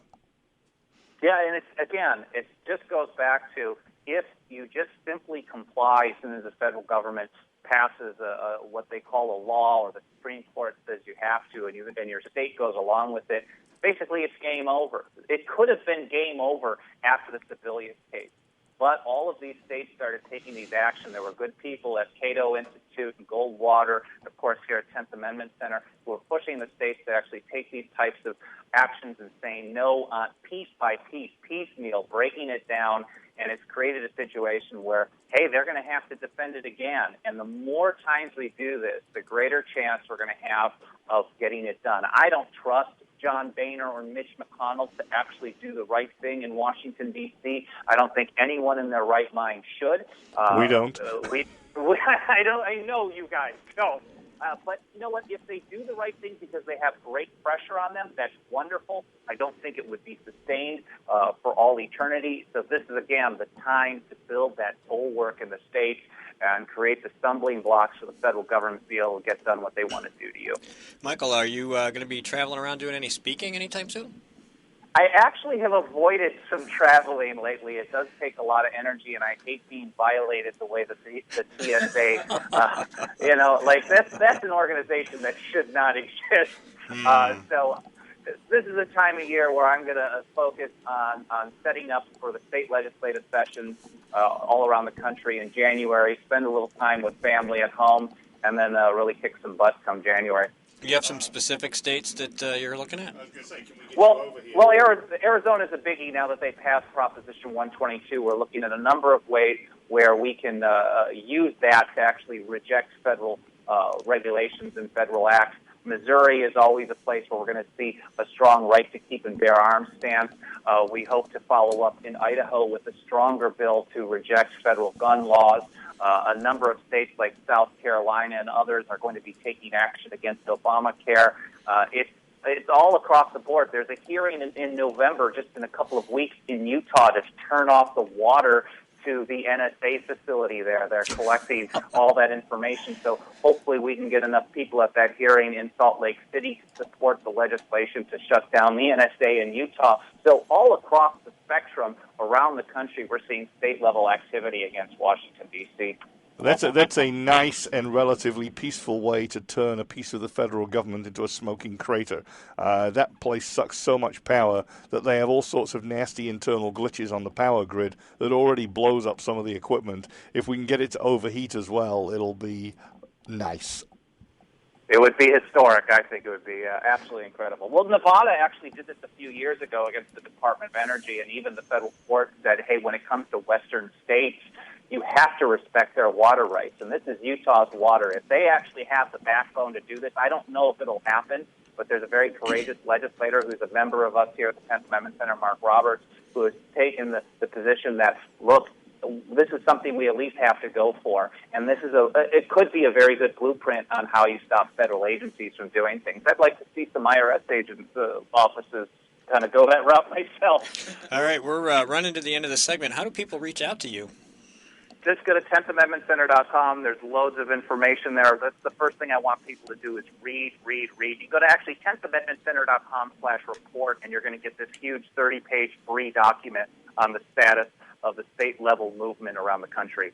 That's wonderful, and I actually posted the article about the Arizona proposition, so there's links on there to the article and to the 10th Amendment Center itself. So, folks, just check out our homepage. You'll see how to get there, so you don't have to type 10thamendmentcenter.com all in one long string to get there. That sounded like a dig. No. It's very descriptive, but people are lazy about typing. We are all friends, so it's okay in this situation. I really appreciate you guys, by the way. Thank you very much. Thank you very much for all you do. Any chance we'll get you out here early in our legislative session? I'm sure that a number of our newly elected members would love to have a meeting. I would like to try to work that out sometime for January sometime, so let's talk soon. All right. Thank you so much for being with us, Michael. Have a great weekend. Thanks you so much. Take care. Have a great day. All right, that's Grok Talk for whatever day today is, November 8th, 2014. Next week we have Jonathan Last, senior writer from the Weekly Standard, and we're going to craft a show around his message, which I will tell you more about throughout the week. So go to granitegrok.com, granitegrok.com, and check us out. Yes. We're out of here. Have a great weekend. Yeah, baby! When asked whether she still supports Obamacare, Senator Jeanne Shaheen said, Yes, I do continue to support the law. We're beginning to see some positive results.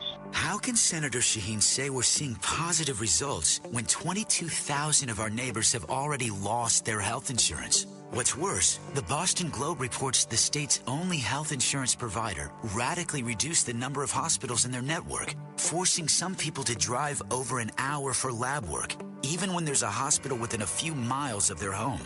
When pressed about lack of access, Shaheen said, There are some hospitals that are not covered, unfortunately, and I certainly hope that's going to change. Jeanne Shaheen promised us we could keep our doctors and our healthcare coverage. Now she hopes we can get to a local hospital? Call Senator Shaheen at 603-647-7500. Tell her we need more than hope. We need leadership. Paid for by Citizens for a Strong New Hampshire. Senator Jeanne Shaheen said, if you like your current health plan, you can keep it. That's not true, Senator. 22,000 New Hampshire citizens have been kicked off their insurance plans. Hospitals in Rochester, Concord, and Portsmouth, they aren't allowed to provide care under the exchange. Senator, you were wrong in your comments. You should apologize for your misleading remarks. I'm calling Senator Shaheen at 750-3004 and telling her I want my doctor back. You should too. Paid for by saberpack.org, not authorized by any candidate or candidate committee. All of the music on this program comes to us through Creative Commons licensing from Kevin MacLeod at Incompetech.com. The opinions expressed on this program are those of the speakers, not necessarily those of CNHT, GraniteGrock.com, or anyone else for that matter. Grok Talk.